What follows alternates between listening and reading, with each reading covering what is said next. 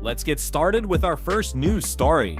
Conor McGregor is officially back in the UFC's testing pool, and of course he's doing it in the most McGregor way imaginable. The former double champ made the announcement in bold, brash fashion, using social media to grab attention in a way only he can. On his Instagram story, Conor posted a photo of a blood test kit aboard his luxury yacht, captioned with the words "blood tester on my yacht." It was classic Conor, reminding everyone that he's still living large even when submitting to USADA testing.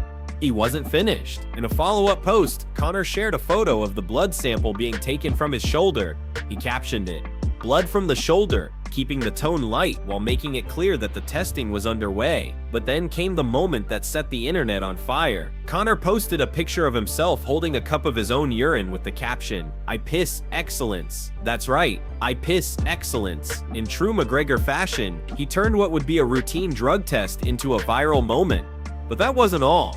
He also posted a video to his Instagram, showing the aftermath of his first official blood test. In the video's caption, he explained, "I gave my first blood test. That is what the plaster is on my shoulder. I am ecstatic. I am in shape." In the background, you could hear laughter, further driving home the fact that Conor is enjoying himself. He's not just going through the motions, he's relishing the moment, embracing the spotlight, and playing to his audience like only he can. And of course, it wouldn't be a Conor McGregor update without some trash talk or trolling. This time, the target was none other than Ilia Topuria. Conor posted a photoshopped image of Ilia's head placed on his own body, complete with a mohawk, and he added several laughing crying emojis. The message was clear: Conor's watching, Conor's aware, and Conor is still the king of mind games. This string of posts wasn't just about compliance, it was a statement. Conor McGregor is back in the USADA pool, which is typically the first sign that a return to competition is on the horizon. He's not sneaking into the process quietly. No, he's making noise, creating buzz, and setting the tone for what could be one of the biggest comebacks in combat sports history. Whether or not you love him or hate him, Conor knows how to get the world talking. With just a few Instagram posts, he reminded everyone exactly who he is: a showman, a fighter, and a master of hype. The question now is simple: who will he fight, and when? One thing's for sure, Conor McGregor is back in the mix, and the MMA world is watching. Before moving to the next news, we have one quick request for you. We're constantly working on improving our content to earn your love and support. That's why we truly appreciate it if you could take just a moment to leave a like on this video, subscribe to the channel, and hit the bell icon so you never miss an update. Your support really helps us grow and bring you even better content every single time. And of course, don't forget to leave your opinion in the comments. Let us know what you think we should improve next. Your feedback means a lot to us, and we're always listening. Thank you. Moving on to our next story. Khabib Nurmagomedov is pouring cold water on any hope of an MMA comeback, making it clear that a return to the octagon is highly unlikely. For fans holding out hope that the undefeated former lightweight champion might lace up the gloves one more time, his recent comments were a sobering dose of reality. Speaking during an interview on The Hustle Show, Khabib didn't mince words. He said, "You mean fighting shape? No, 2 to 3 months wouldn't be enough. I'll be 37 in 2 months in September. If we're talking purely hypothetically, right? If we're being honest, it would take at least 6 months." That statement alone shows how seriously Khabib still thinks about the demands of professional fighting, even in retirement. He stressed that getting back into elite fighting condition isn't as simple as hitting the gym or doing a few cardio sessions. It's not about looking fit on the outside or being able to bench a certain weight, it's about being ready for war inside the cage. He emphasized that the most critical element is sparring. What matters, he said, is how many sparring rounds you've done and WA you sparred with. According to Khabib, all the strength training, running, CrossFit, and lifting mean absolutely nothing if you're not consistently engaging in real intense combat scenarios. Our sport isn't about bodybuilding or fitness, he said. It's about stepping in one-on-one, getting in your stance, and fighting. Khabib went on to explain that even after retiring, he's continued wrestling regularly, but not sparring. "After my last fight," he said, "I sparred maybe a couple of times. And even then, we don't do light sparring. You say, we'll go easy, and then boom, one shot and it's on." He then admitted, "I haven't put on gloves in 5 years. However, he's never stopped grappling, whether he's at home or traveling." Khabib said he always looks for someone to roll with, someone to keep that wrestling sharp, but make no mistake, it's not the same as being in full fight camp. When asked whether 6 months would be enough to prepare for a comeback, Khabib was adamant. People might think 3 months is enough, but it's not. Even 6 months is not a guarantee. He explained that during his active fighting career, once a fight was announced, he would completely shut down every distraction. No business, no contracts, no meetings. I trained morning and night every single day. Sundays were the only rest day, and if I missed even one of those training sessions, I would get a panic attack because I knew that fight was coming and I had to be ready. That obsessive focus, that all-in mentality, it's what made Khabib a champion, and it's why he says coming back now without that same hunger or time to prepare just wouldn't be right for him. MMA was never about half measures, and unless he could give it 100%, he won't give it at all.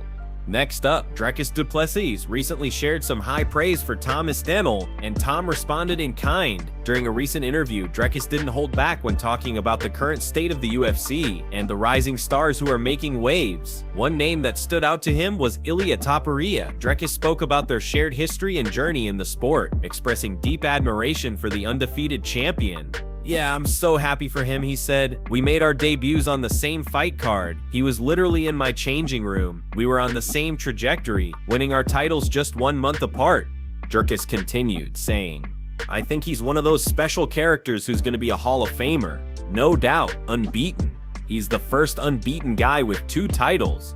That's no small feat in the UFC, and Dricus acknowledged it fully. I rate him very highly as an all-around fighter, striking power, knocking out 3 legends. In my opinion, he's one of the best, if not the best, in the UFC right now." Those are massive compliments coming from a current champion himself, and they underline just how much respect Topuria commands among his fellow fighters, even if some fans and media continue to doubt him.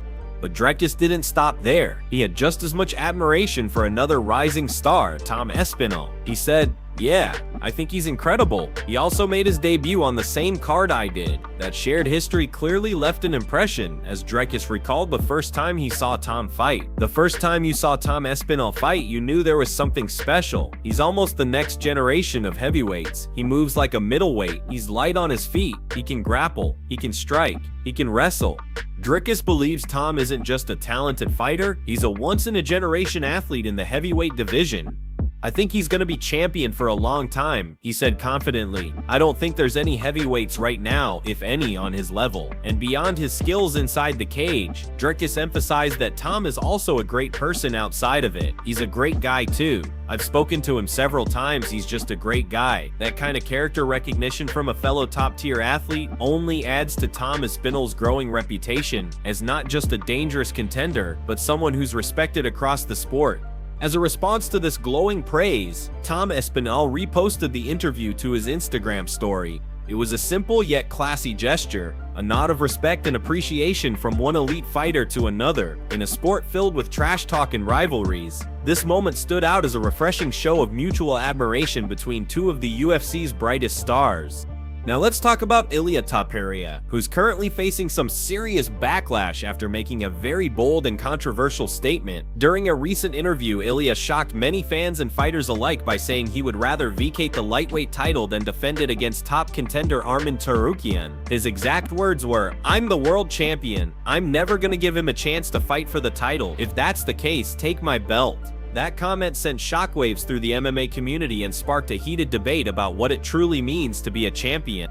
The reaction was swift and sharp. One of the first to speak out was UFC commentator and former fighter Paul Felder, who didn't hold anything back. Felder was clearly frustrated with what he heard and voiced his opinion on the matter with passion. "The guy's the #1 contender," he said bluntly, "and to say you'd rather relinquish the belt than fight him? Come on, man. We're getting a little carried away." Felder went on to criticize what he sees as a growing trend among modern fighters. He pointed out that today's champions often look for big money fights, super fights, or easier matchups rather than taking on the most deserving challengers. "This new generation of fighters," Felder said, "gets to the top and suddenly they're looking to jump weight classes or pick their opponents. It's not how it works. If you're the best and you claim he's not on your level, then prove it. Just go out there and prove it in the cage." And he's got a point. The UFC has always been about fighting the best. No cherry picking, no dodging. That's what separates the real champions from the hype. Felder wasn't just calling out Ilia, he was standing up for the integrity of the sport. The UFC isn't going to throw you into some small fight, he added. You're already the guy people want to see. They're building around you. You're the main event now. So take the challenge. Fight the best. What makes this situation even more controversial is that Arman Tsarukyan has earned his shot through hard-fought battles and consistent performances. He's ranked #1 for a reason, and many fans believe he poses a real threat to Ilia's title reign. Choosing not to fight him and instead threatening to vacate doesn't sit well with a lot of people who expect champions to defend their belts against all challengers, no matter how tough. Whether Ilia meant what he said or was just trying to get under Arman's skin remains to be seen, but the backlash is real and the pressure is on. If he wants to prove he's the undisputed best at lightweight, there's only one way to do it: step into the cage with Arman Tsarukyan and settle it once and for all. And speaking of Arman Tsarukyan, he's not backing down, not even a little. In fact, he's turning up the heat. Arman recently made an appearance on King of Violence with Chuck Liddell and responded directly to Justin Gaethje's claims that he deserves the next shot at the lightweight title. Let's just say Arman wasn't the least bit impressed by Gaethje's argument, and he made that crystal clear.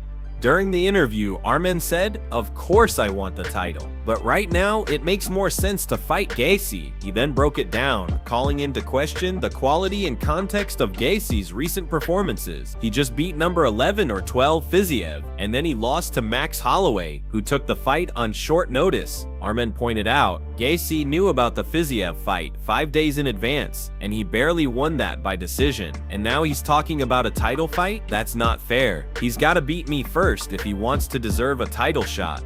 Arman is clearly drawing a line in the sand. From his perspective, Gaethje hasn't done enough to leapfrog him in the title queue. While Gaethje has long been one of the division's most popular and dangerous fighters, Arman believes rankings and recent performances should still matter. He's not interested in legacy points or popularity. He wants a fair fight, and he wants the toughest challengers.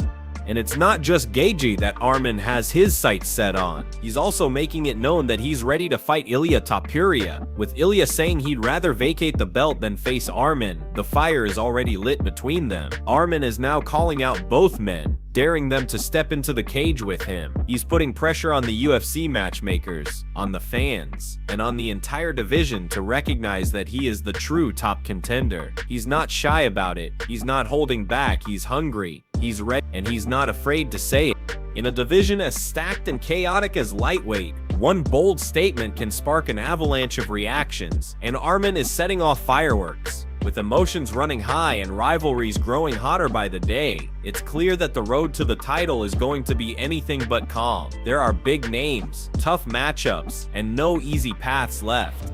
As things continue to heat up across the UFC landscape, with Conor McGregor returning to the testing pool in signature style, Khabib Nurmagomedov officially closing the door on a comeback, Dricus du Plessis sharing heartfelt praise for the future of the sport, and Ilia Topuria under fire for his defiant words, the drama outside the cage is reaching a fever pitch. So buckle up and stay tuned, because if there's one thing we've learned, it's that in the world of MMA, the build-up and the beef are often just as explosive as the fights themselves.